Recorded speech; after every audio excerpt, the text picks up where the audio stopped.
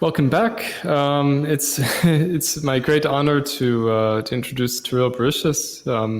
So he, as I mentioned in my talk this morning, his work is a major inspiration for our governance system that I proposed last year for the SORA Parliament. But I think many of his ideas are applicable more generally for society as well. So we're happy to have him here. He's a rare individual who has both theoretical and practical experience in politics. Having served public office himself gave him, I think, really valuable insights. And I appreciate the flexibility with the timing. Thanks for being able to make it. So without any further ado, Terrill, please continue. So first, just a little bit about who I am. I spent 10 years on a city council, term as council president, 10 years in the state legislature in the United States, in the state of Vermont. Then I spent another decade working on election reform nationally, trying to reform the voting system to make it fairer.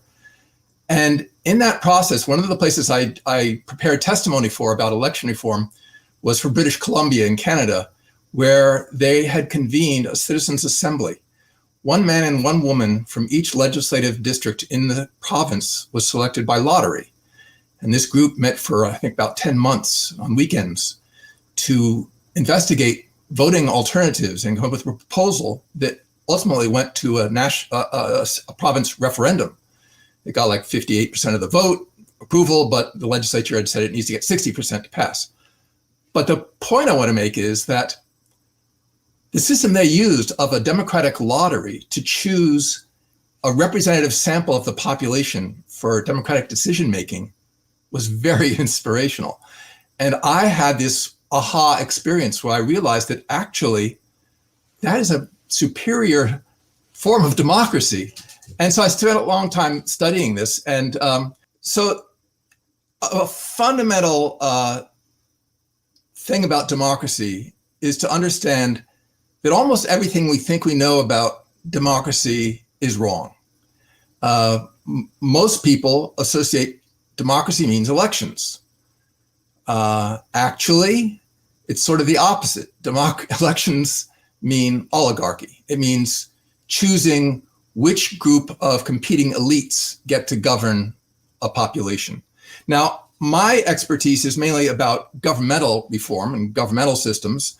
That's where I've done a lot of my work. I published a bunch of academic journal articles and book chapters and so on about this concept, but it has relevance to non-governmental organizations that seek to govern themselves democratically.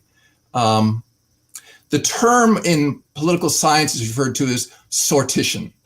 It's a word you can't even find in a lot of dictionaries, but it means the use of random lottery selection to form a representative body or public officials that is representative of the population rather than using elections. Elections are based on the principle of distinction, that the people who be elected will be superior or something like that, or be agents on behalf of the people, but they will govern the people. The people, it's not government by the people, it's government of the people by an elite group. So we need to question what's the problem with elections? I mean, we're used to them, electoralism.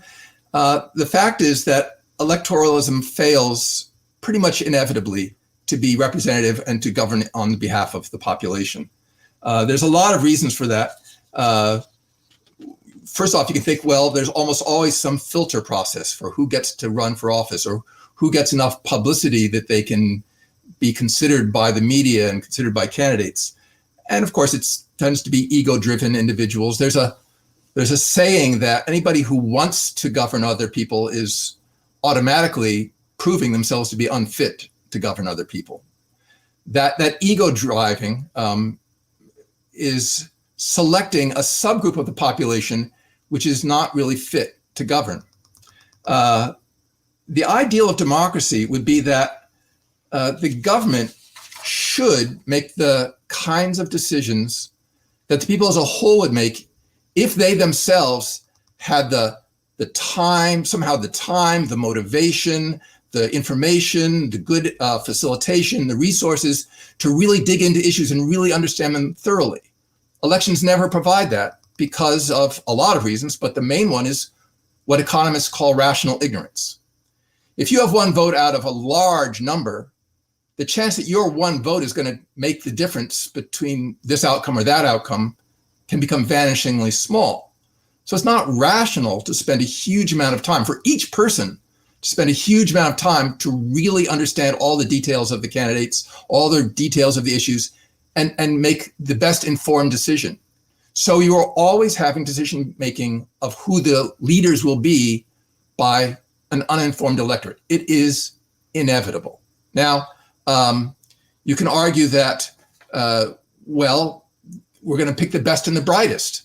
In fact, if you go back to the founders of the American writers of the Constitution, people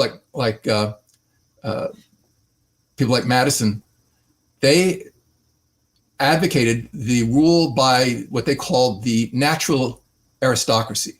They were American revolutionaries, were against the inherited aristocracy, by birth, but they thought that there were people, not coincidentally, it would be white, male, wealthy people who were the best and the brightest, and that elections would be the best way to find who this natural aristocracy was. Now, Madison actually had a lot of doubts about that privately, but we can look at the kind of people who win elections, at least in my country, in the United States, and say, are they the best and brightest? Are they the people whose morals, ethics, and sensibilities are the best people to govern us? And I would say that the track record shows that elections do not do a very good job of doing that. And also, for elections to work to hold public officials to account, the voters, again, would have to spent a lot of time to really become well informed about the performance of candidates or people in public office. And they would have to know if that particular public official had power to change the outcome of it. Was that something that there was a global economic situation that the person who was elected had no power to change, or was the person responsible?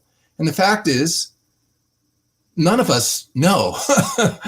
So elections basically cannot hold people to account because voters are unable to monitor, because they cannot get the information. They don't have the time to get the information. And often the information is unknowable until maybe decades later to say, oh, well, if they had known this, then they might have made a different decisions.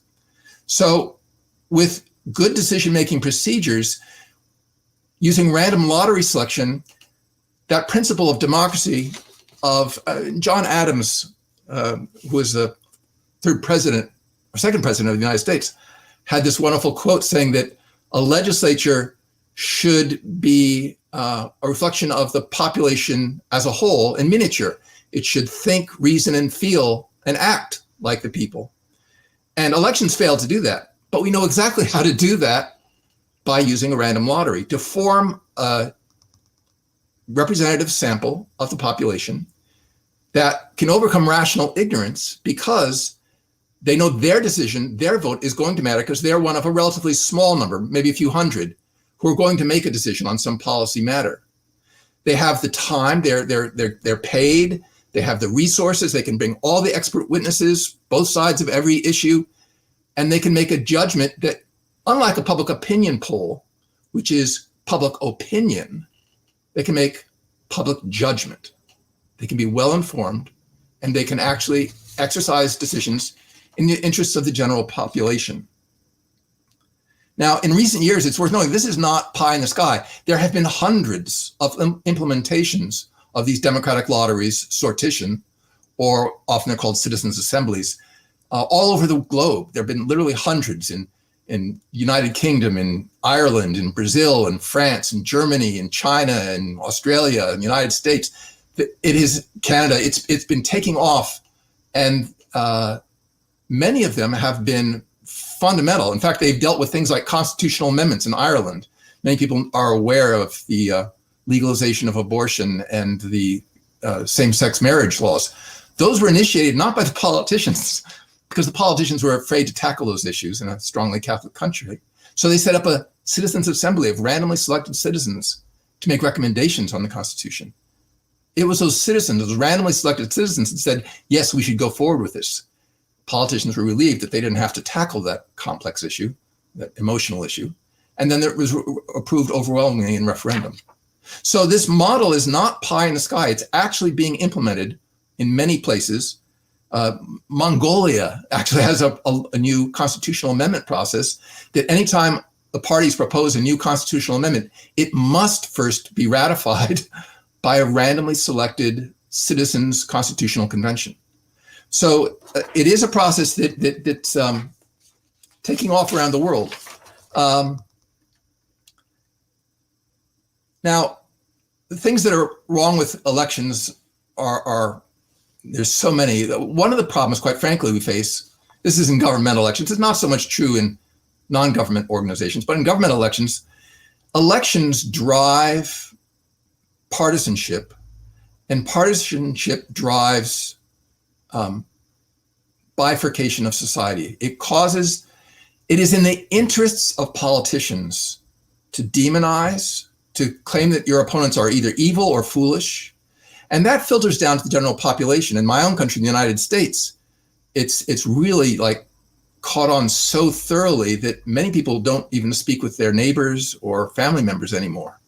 Because remember, there may be natural divisions in society, but for politicians facing elections, it's in their interests to fan them, exacerbate them, to mobilize their base. It's been proven over and over again by social psychologists that emotions drive voter participation much more strongly than reason or rationality. So politicians, smart politicians who hire public relations experts, know that it doesn't really matter whether things are true or false. It matters whether your base is mobilized, emotionally ready to scream. And I just saw a research that was just published yesterday showing that when things like on Twitter and so on mention political opponents, insiders and outsiders, if they attack them, it's like 100 to 150% more likely that those kinds of tweets will be shared. In other words, the dynamics of online social media is to exacerbate that, but it's in our nature to want to share information about why those other people are so horrible.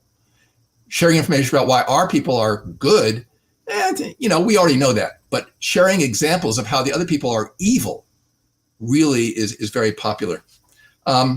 So partisanship is one of the big issues, obviously. I'm going to skip ahead here because I know we're a little bit behind schedule, so I'm going to cut out a few of the things. But it's worth noting that politicians, there are certain skills that are needed for winning elections. And those skills have no correlation at all with the skills needed to govern well.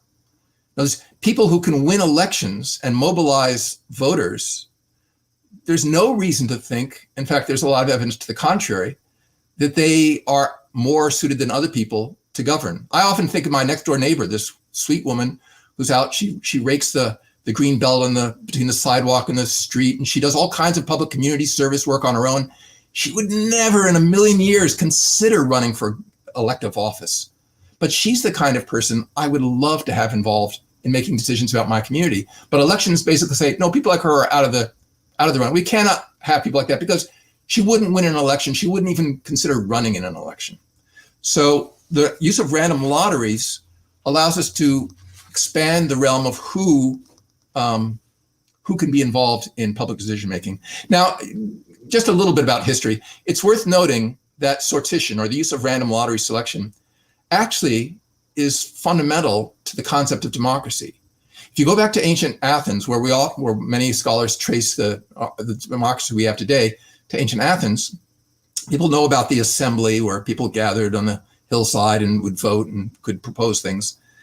But that assembly was actually a random sample, or not necessarily random, but a sample of the entire population, because usually no more than 10 or 20% of the population could gather on the hillside. So they, when they made decisions, were making them on behalf of the entire population. So Athens was fundamentally a representative democracy in that most people were off doing other things while decisions were being made.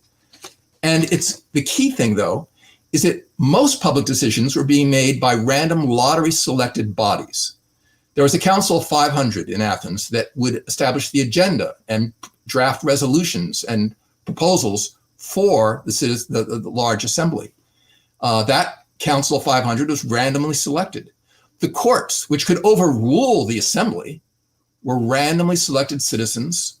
They would be selected on the morning of a trial, and they would be randomly selected to be the jury. Magistrates throughout the country, it was Athens, by the way. We talk about Athens. It wasn't just the city. It was a much larger area. There was farmland and so on also there.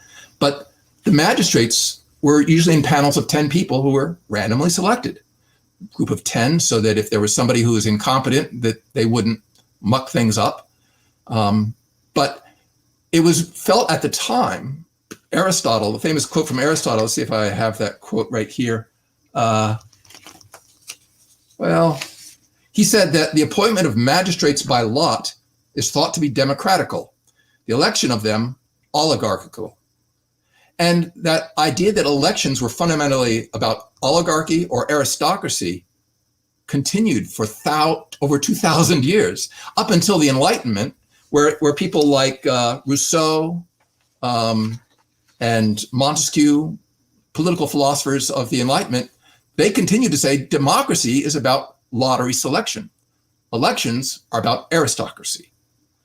And it wasn't until the American and French revolutions that was gotten rid of, because it's important to know that the French and American revolutionaries were anti-democratic. They believed in a republic like Rome. They thought that elections would elect the natural aristocracy to govern the people. They viewed democracy as mob rule. It would threaten the wealth and property of the rich. And they were, with a few exceptions, there were a few people who were not solidly anti-democratic, but most of them actually in their writings talk about the dangers of democracy and why they should use elections instead of democracy. And so nowadays, by the time de Tocqueville started writing in the early 19th century, he used the word democracy to describe America. And eventually that word caught on. Until today, almost everybody assumes that democracy means elections. In actual fact, for over 2,000 years, it meant the alternative. Elections meant the alternative to democracy. Random lottery selection was considered to be fundamental to democracy. And today we use sortition or random lottery selection for like juries in our courts in many countries. It's relatively, for many decades, it was, for a couple centuries practically, it was almost unheard of to use random lotteries for policymaking. Now, as I said, in places like Iceland, Mongolia, Australia, Oregon, France, Spain, India, China, Poland, the Netherlands, Belgium, Germany, Denmark, and many other countries, they're using random selection to form citizens' assemblies to make public policy recommendations, and in some cases, to make public policy decisions, final decisions. Now, there are proposals out there to use random lottery selection, citizens' assemblies, in parallel with an elected chamber, but there's also proposals out there, I've written one, about using sortition or random lottery selection in lieu of, without elections at all. Because elections, quite frankly, can poison the water, because if there's partisanship, the danger is that the randomly selected citizens will have an interest in, deferring to the politicians who seem to know more about these things. Because remember, the randomly selected citizens have to go through an education phase where they learn all about the issue that they're dealing with. And it's psychologically easier to simply defer to people who have higher status or seem to know what they're talking about. And believe me, politicians are expert in pretending that they know what they're talking about. I can't tell you how often. I mean, as a former I talk about myself as a recovering politician. Politicians, they gather a few statistics, a few numbers that they can throw out in a public thing. And if they throw out the percentage of growth of this thing or that thing, the public thinks, oh, they know all about this. No, they've memorized a few statistics to throw out to impress their base. Politicians are not experts in public policy. They are experts in public relations. That's an important thing to understand. We are not being governed by experts in any sense. So if we set aside government and look at how sortition can also be used in non-governmental bodies, there's huge number of benefits of using a random lottery, a democratic lottery, to make public policy bodies. First off, in government elected bodies, there is almost never any actual deliberation. We like to think of the Senate, they say the most deliberative chamber in the world, and so, or the House of Representatives, or people are deliberating. No. They are doing showmanship. It's about a public display of loyalty, my team versus their team. Deliberation requires that you go in with an open mind. If you've already made up your mind because you have a plan, a program, a platform, a list of campaign promises, you're going in maybe as a negotiator to negotiate a balance point, to find the relative power positions of your side and the other side, to find the negotiated balance point. But politicians are almost never going in to seek out win-win solutions, finding new ideas, having an open mind to see, well, the idea I had was actually out of date and wrong. Maybe here's new information. But in politics, if you change your mind, you're called a flip-flopper, because you have to stick with the idea that you said in your campaign. So therefore, politicians can never actually deliberate. Democratic lottery allows people to actually go in with open minds, to gather new information. In fact, there's been studies, again, social psychology. They find that people who think that they are very well informed because they follow the news are actually less able to absorb new information, particularly because of confirmation bias, if it contradicts what they already believed.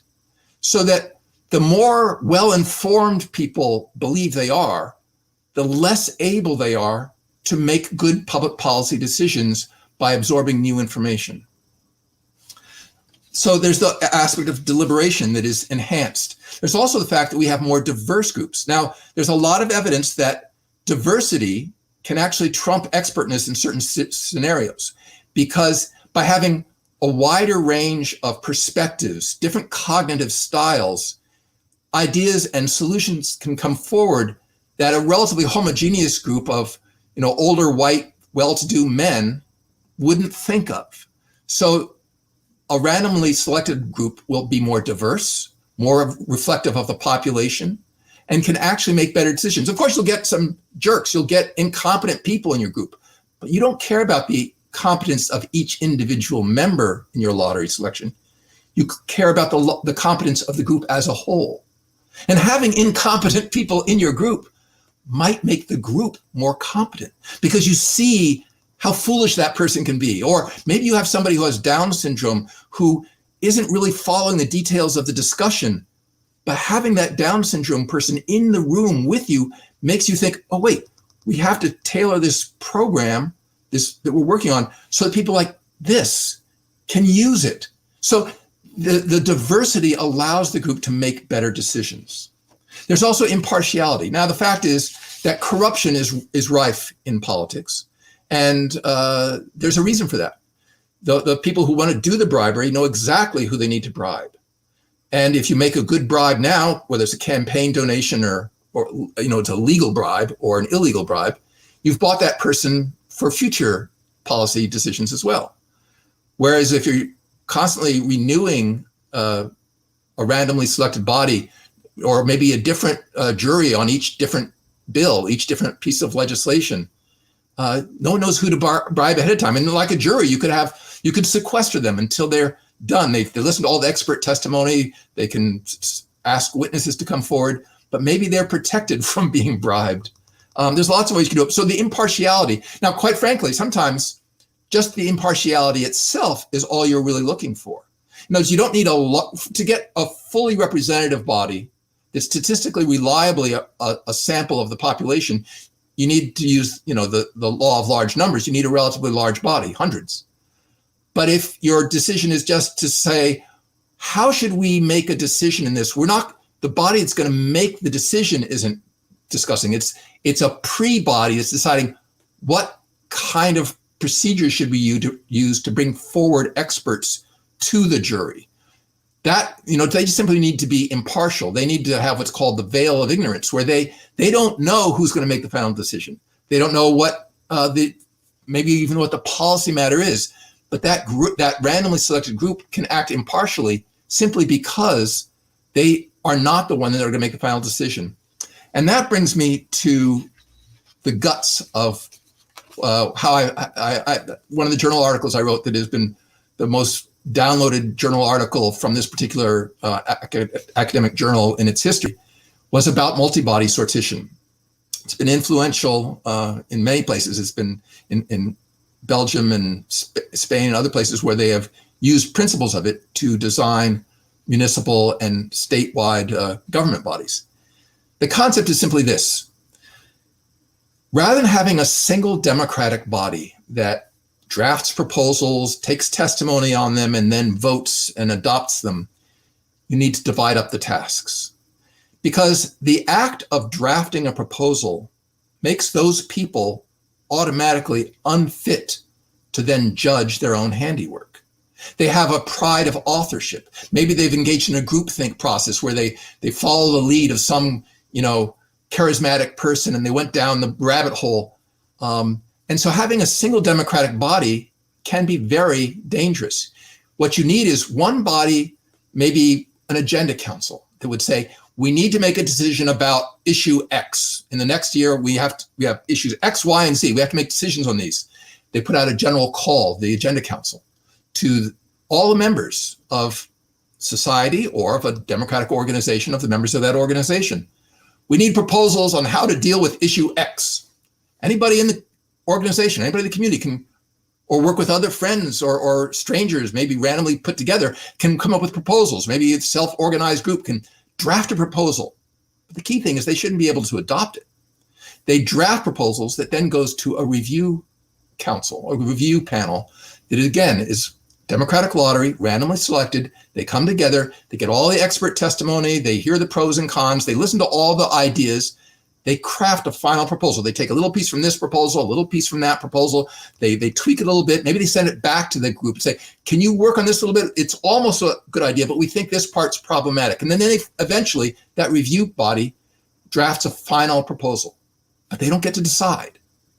Finally, a final policy jury is convened. It's going to meet for a very short time, because the fact is this review body might have to do a lot of work, and you might have a lot of people say, I'm not going to do that. I don't have time for that. So your review body might not be fully representative of the entire community, because it has to be people who are willing to do that amount of work. So they've crafted a final version of the bill, of the proposal. But then you do the final jury policy jury. It's only going to come together for a short duration. They're going to listen to the pro and con arguments for that proposal and then vote. Yes or no?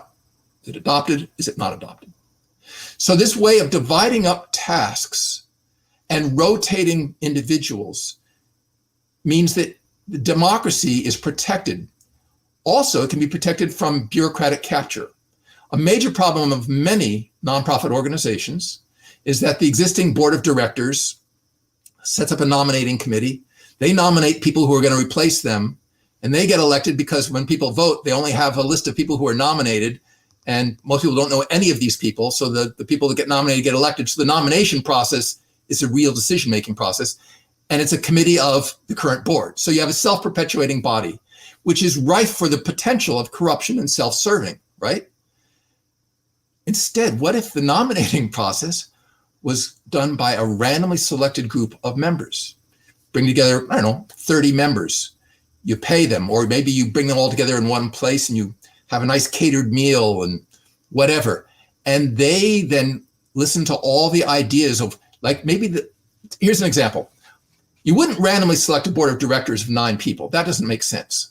But you could randomly select a nominating body of maybe 30 people to propose or to nominate a slate. Imagine you had a board of directors where you wanted to make sure that you had at least somebody who understood finances, somebody who understood public relations, somebody who understood computers, somebody who understood whatever. You wanted a range of people. You wanted to make sure you had gender balance. You wanted to make sure you had racial diversity, et cetera, et cetera. If you tried to do that through election, the fact is, if it was a competitive election, you might, even if all of the members in the body who are voting wanted that kind of body, they might fail to achieve it because they can't coordinate who they're going to vote for unless a nominating body, a nominating committee, cooks the books and says, this is the slate. So if you're going to do that, make that nominating body genuinely democratic by using a random lottery process to select that group. So for example, if you had a huge platform, let's say something like Uber, and you wanted to have it democratically governed, how would Uber convert to a democratic organization? Would you have elections? This driver votes and they know none of the other candidates? How do you do it when members don't even know who each other are?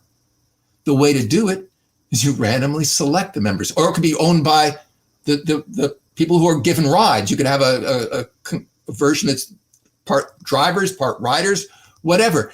The point is having a random lottery, a democratic lottery, to form a body that then maybe appoints an executive director. And maybe every 6 months, a new lottery is drawn to review the performance of that executive director and fire them and call for a new executive director. And a new jury gets pulled to hire a new executive director, et cetera, et cetera. There's a lot of ways you can structure this. But the key thing is to not rely on elections, because elections are the potential for corruption, concentration of power, and anti-democratic oligarchical behavior is, it's so thoroughly documented that elections fail to deliver on the promise of democracy that it really goes without saying, except that most people assume that elections are the only tool in the toolbox.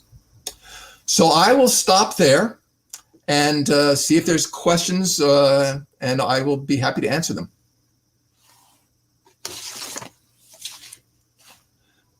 So I don't know if... Yeah, I'm here. So yeah, thanks a lot for your amazing talk. It's very interesting, and a lot of these ideas are really at the core of what we've been proposing in our kind of decentralized organization as well, though many of these ideas still have to be realized. Yeah, I have a lot of questions. I'll just say, I don't know how much you know about blockchain or some of the mechanics, but actually,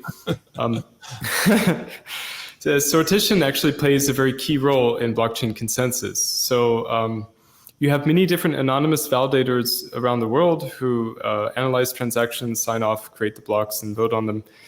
These are not people, of course, these are computer programs, but this process is done using random selection. Otherwise, well, it's kind of competitive too, but without this kind of competitive at random selection, people could control the data or censor data. And to prevent this kind of censorship, really blockchain uses many of these ideas, but not at a human level, but an algorithmic level.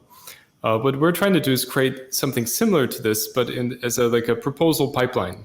So people will make some proposal or set it or do a request for comments similar to what you propose in the Agenda Council. And then you have a pipeline of multi-bodies that are randomly selected that do this. Now, I think it's important to have expert knowledge, and I think you touched on this a little bit, saying that you can have selection-based committees that would then hire professionals. I was wondering if you could talk more about that, and then maybe like you have some ideas how in an anonymous setting like in SORA, this type of solution could work. Yeah, there are several key elements. Making democratic decisions that are not well informed is not beneficial to anybody. The question is how do you know when a group is well informed? Well, the best way to figure that out is to have a randomly selected group of members discuss how should future juries get informed. How should we select experts? Not that we're going to select them ourselves, but what's the procedure? Do they need to have a degree in such and such from a university? Do they have to have this much years of experience? Do they have to take a test?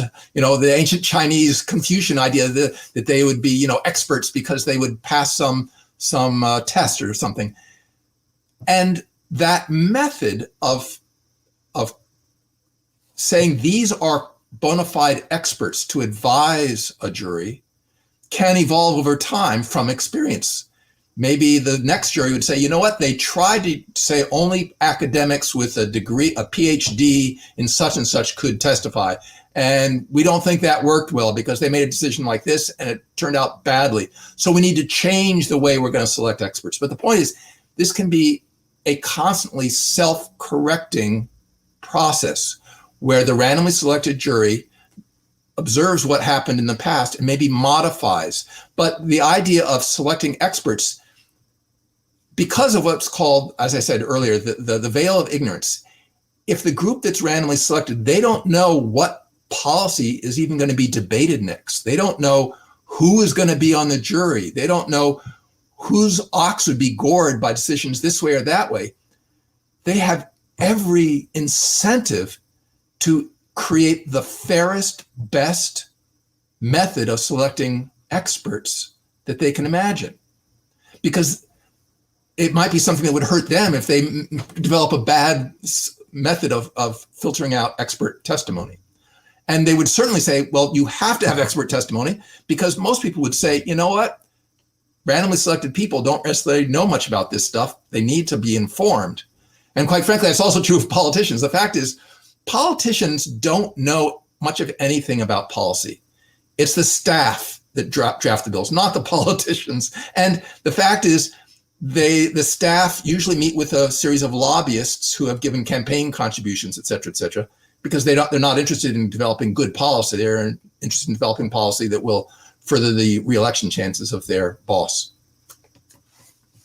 Yeah, so one of the viewers asked a very interesting question, I think, and that's, how do we deal with human fallibility, and how do you prevent, a system like this kind of having, like, descending into madness of the crowds where there's no cohesion? Well, actually, there's interesting. There's a phrase, madness of the crowds, which was popularized by a particular sociologist.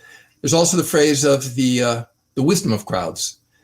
And it all depends on how you structure it. A group of people who are ill-informed, who are in a mob situation, can behave in a mad kind of way. When well structured and facilitation is arranged and expert witnesses are brought forward and people have learned over years of doing this and improved the process, instead you develop an expertise in how to make good decisions. A crowd out on the street has no facilitation. They have no procedures. They're just behaving madly, if you will. But remember, Athens, they used random lottery selection to select almost all their magistrates. The only thing they used elections for, they would elect their generals. The people who would be going off to fight would get to vote for who would be their generals. And they would elect a few financial officers with the idea that the financial officer needed to be rich enough that if they stole money, they could take that rich person's property in exchange. So they had certain things that they thought they could elect, but very few. Most of the decisions for the Athenian democracy, which was quite frankly an empire, successful empire for centuries, they learned how to make democratic decisions using random lottery selection. Now, they would make bad decisions. Democracies can make bad decisions. People point to Socrates and so on. But the fact is, Socrates was found guilty and sentenced to die because of the tyranny of 30, which worked with Sparta to overthrow the democracy. So it was really a way of getting back at Socrates for his support for people who had overthrown the democracy. Most people don't know that detail, but the devil is in the details. How you structure it assures that it will either be smooth functioning or just descend into chaos. I guess you need the right kind of self-organizing structure where even when there's inevitable failures, that the system will be able to right itself. That's an important point. That remember, politicians, they can't accept blame. It's never their fault. And therefore, people will carry on with a policy that the scientists say it's failed, it's not working, but the politicians insist on carrying forward with that policy because they wrote it and they have to carry on because they dare not admit error. Remember, with the jury, the new jury has no loyalty to the jury before. If it's not working, they throw it out and try something different. Yeah, this is really great, I think, point that, when there's sortition or randomness involved, then you don't, and there's kind of an expectation that you won't be a career politician anyway. So it kind of changes the dynamic about that. One thing, and that's, yeah. I was going to say one thing which is crucial, and you're going to have to deal with it if you use multi-body sortition of any sort, is the random lottery process needs to be so public and above board that nobody says, they faked it. They pretended to do a lottery, but they cooked the books and they knew they picked their friends or whatever. And there's a lot of ways you can do that. You could say we're going to use, this is the algorithm we're going to use to randomly select every nth member on the member list. Here's the member list ahead of time. And the way to pick that seed number that goes into algorithm that's right there in public, everybody can see, is we're going to take the third digit of the barometric pressure on this barometer on this date at exactly noon, whatever that digit is. So there's lots of ways you can do it, but and quite frankly, it's good to have it be a certain amount of showmanship. That's why the lottery, the money lotteries, they pull those balls out of the thing where they're bouncing around. It's important to have a system that is above reproach, that nobody says, you can't just say, we used a random number generator on this computer and this is the number. It's got to be something where nobody can doubt that it was a genuine random process. Yeah, the advantage of using a blockchain is you can have verifiable random functions, and that can give you that actually in a very public and verifiable way. I think a lot of your ideas make a lot of sense. We're actually trying to engineer a decentralized society using these ideas. It's still a long process, and it won't happen overnight. It will happen in stages. But I like the idea of kind of having sortition-based committees making some of the rules for the future, because that I think does give them an incentive to kind of think about what would be best for them. Well. You needed an initial launching pad and a start place, but the key thing is it should not be like the Constitution or the Bible. This is the way we're going to always do it. It needs to be a constantly self-correcting process. New jury comes forward with no loyalty to the jury before to look at what was done and say, we're going to tweak it like this. Yeah, I think it's a very bold and radical approach, but let's try it. So we're a little over time, but I really appreciate you making the effort to join, and it was very fascinating. I was reading the chat. Some people are awake at like 2 a.m. Because they can't go to sleep. The talk is so interesting. So thanks a lot. Have a great day, and please stay in touch. All right. And I would just end with saying, if people want to know more about my work, if you Google multi-body sortition, you will probably find some of my academic papers. All right. Thank you very much.